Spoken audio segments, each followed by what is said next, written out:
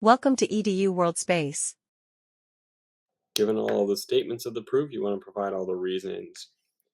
You always start with the given information, and then we're saying MU is congruent to SE and MS is congruent to ME. That's because the opposite sides of a parallelogram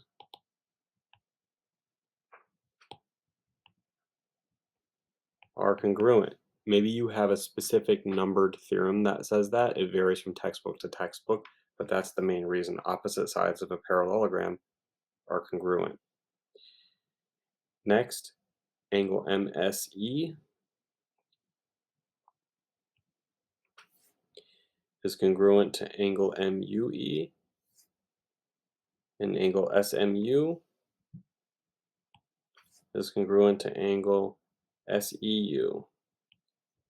That's fine to say because this is a parallelogram and opposite angles of a parallelogram, I keep doing that, are congruent. Then we must know that triangle SMU is congruent to triangle UES because in those triangles we have two pairs of congruent sides and the included angles. That's SAS, congruence. I'm just going to say SAS. Angle USE, I'm going to go to the green here, would be congruent to angle SUM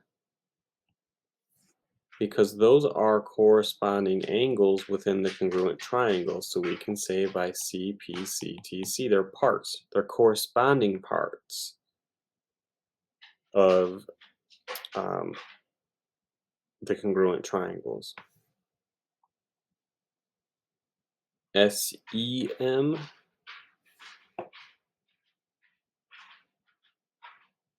must be congruent to UME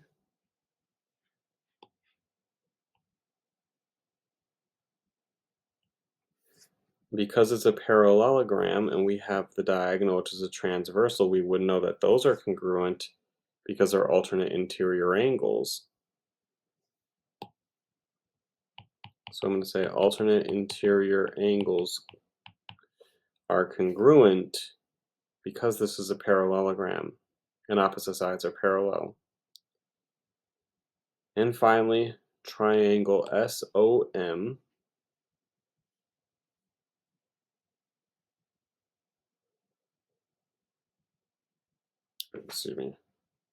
SOE would be congruent to triangle UOM because we have a pair of sides and two angles, and it's the included side, so that would be called ASA.